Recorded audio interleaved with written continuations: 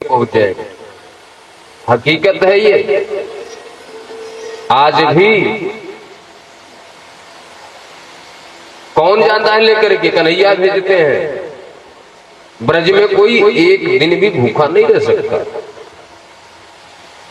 क्योंकि ब्रजवासी कहते हैं पता नहीं किस रूप में मेरा कन्हैया आ जाए। कन्हैया को ब्रजवासी गाली भी देते हैं, लठ लेके दौड़ाते हैं, लेकिन क्या मजाल कि कोई दूसरा कन्हैया को कुछ बोल दे, खून पी लेंगे उसका मत। ब्रजवासी जो है सुबह सुबह लठ लेके बांके बिहारी मंदिर के पास पहुंच जाएं, राधा रानी के मंदिर के पास। क्यों रे कन्हैया, दारी के सारे अपने महल बना लियो, मुंह पे झोपड़ी दे रखी है, बेटा बनवाया दे मेरो महल, ना लठ बजेंगे तो ये ब्रजवासी कहे। लेकिन क्या मजाल कि कोई दूसरा कन्हैया को कुछ कह दे। किसी ने पूछ लिया आप क्यों गाली देते हो कन्हैया को? बोले मेरो लाला है, मेरो बेटा है, मैं गाली दे सकूं, मार सकूं, मेरा अधिकार है। मैं निवेदन करूंगा अभी माताएं न उठे, अपने जगह पे ही बैठे। ये कथा के बाद आप लोग जो लाए हैं श्रद्धा सुमन वो समर्पित कीजिएगा। कहीं भी कथा में जाओ तो शांति से कथा बैठो, कथा पूरा हो जाए। आप ले आई प्रांगण में तो भगवान के पास पहुंच गए। कथा के बीच में उठने से क्या होता है कि चार लोग आपको देखेंगे, कथा में बाधा उत्पन्न होती है। तो जो रस चल रहा है उसका आनंद ले। यहाँ ही नहीं, कहीं भी आप लोग कथा पुराण में जाओ तो कथा के बीच में ना पूजा करने जाओ ना प्रणाम करने जाओ, अपने जगह से ही प्रणाम करके आप बैठ जाएं। कथा के बाद आप मंच के पास जा सकते। कोई आए तो आप लोग इशारा कर देना, भैया बैठ जाओ कथा के बाद जाकर, ठीक है। बोल बाकी बिहारी लाल की। महाराज देव ऋषि नारद प्रत्येक घर की परिक्रमा, हर घर में कन्हैया मिले, परिक्रमा करके फिर से रुक्मिणी मैया के घर आए। कन्हैया ने देखा अरे देव ऋषि नारद आए, देवी पानी लाओ, लड्डू लाओ। बोले ये सब नाटक छोड़ो महाराज, ये बताओ कब चलोगे?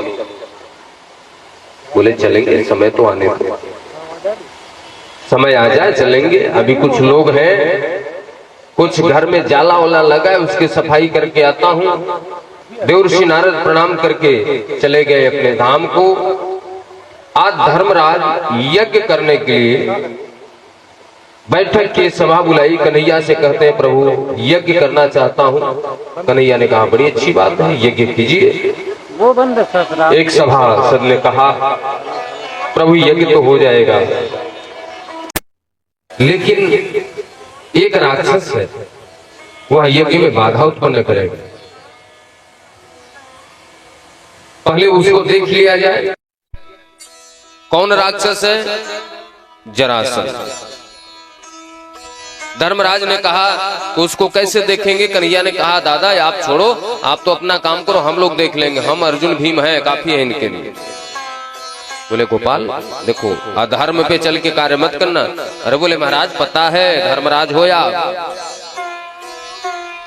अर्जुन भीम और कन्हैया तीनों लोग ऋषि मुनि का वेश बना करके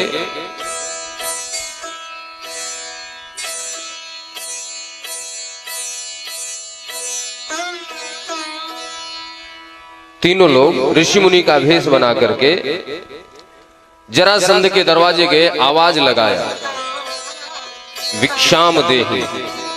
एक सैनिक ने जाकर के दौड़ करके बताया महाराज दरवाजे पे 3 ब्राह्मण आए, 3 मुनि आए हुए भिक्षा मांग रहे। जरासंध दौड़ करके आया, ब्राह्मणों की बड़ी सेवा करता है, क्योंकि 17 बार कन्हैया ने हराया इसको।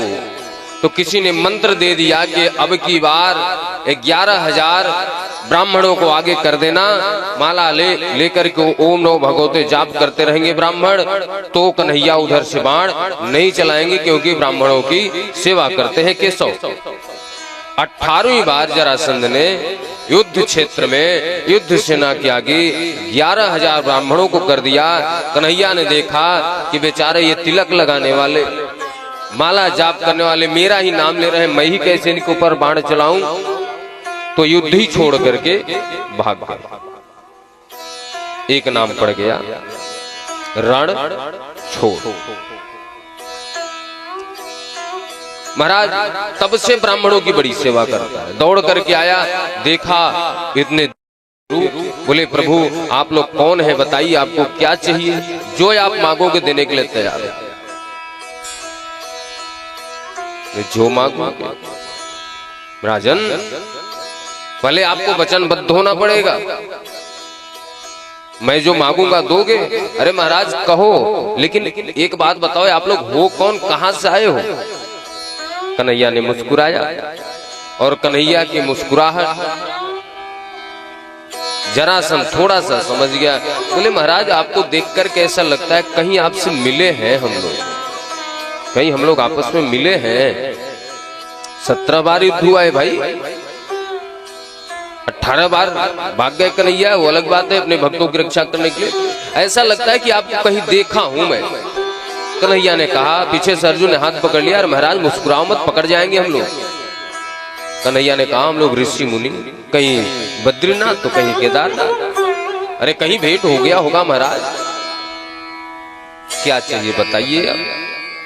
बोले पहले वचनबद्ध होइए, जो मैं मांगूंगा दोगे। हाँ मैं वचनबद्ध हूं, दूंगा आपको, लेकिन आप अपना परिचय बताएं, आप कौन हैं। क्योंकि मैं ब्राह्मणों की सेवा करता हूं, ब्राह्मणों को मना नहीं कर सकता। अरे इन्हीं ब्राह्मणों के कारण ही तो मैंने हराया कृष्ण को। ये नहीं बताया कि 17 बार हारा, तो एक बार जो जीता है उसका गुणगान करता है। भगवान गोविंद ने कहा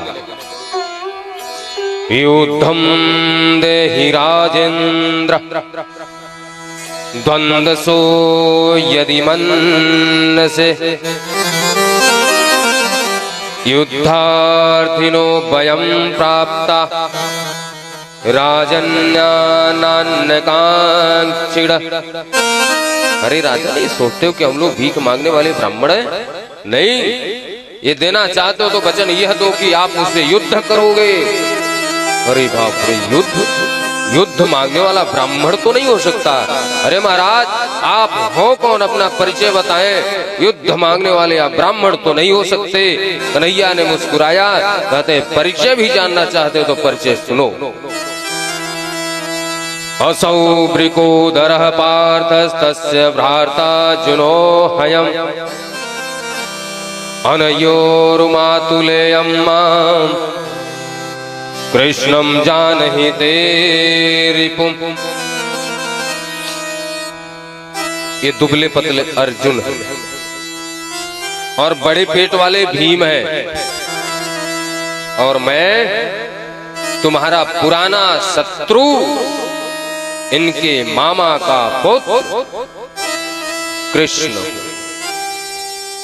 अंदर से तो डर गया, बाप रे, फिर आ गया। किसी प्रकार एक बार विजय प्राप्त किया था, ये तो फिर आ गया, लेकिन मुस्कुराया, कपट भरी मुस्कुराहट। तुमसे लड़ाई, तुमसे युद्ध, जो रण छोड़ करके भाग जाए, दैत्यराज दैत्य वंश के सूर्य जरासंध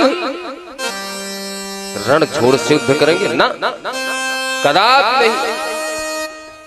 भगवान ने कहा 17 बार हारा, वो नहीं बता रहा।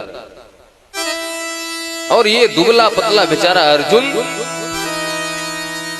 एक मुक्के का काम है। हाँ मेरे बराबर के भीम दादा, भीम दादा तो फूल करके चौड़े हो गए। कन्हैया से नहीं कहा, अर्जुन से नहीं कहा, इसका मतलब मेरे अंदर बल है, मैं बलवान हूं। कन्हैया बोले अभी पता चलेगा। सुबह हुआ, युद्ध प्रारंभ हुआ, सुबह से लेके शाम तक युद्ध हुआ। भीम दादा ने दोनों